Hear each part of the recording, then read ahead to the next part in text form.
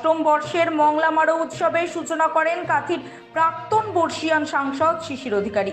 বৃহস্পতিবার পূর্ব মেদিনীপুর জেলার পটাশপুর 1 নম্বর ব্লকের মংলা মারো উৎসব সমিতির আয়োজিত মংলা মারো মেলার আনুষ্ঠানিক উদ্বোধন করেন শিশির অধিকারী।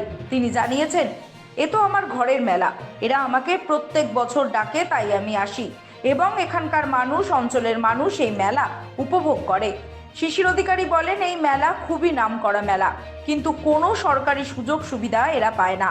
তবে এলাকাবাসীর সাহায্য নিয়েই এই মেলাটা হয়, কিন্তু এই মেলা খুবই আকর্ষণীয় ও তাৎপর্যপূর্ণ বলে দাবি করেছেন শিশির অধিকারী। আয়োজক সংস্থার তরফে জানানো হয়, 10 দিন ধরে চলবে এই মেলা। রয়েছে সামাজিক কর্মসূচি ও সাংস্কৃতিক অনুষ্ঠান।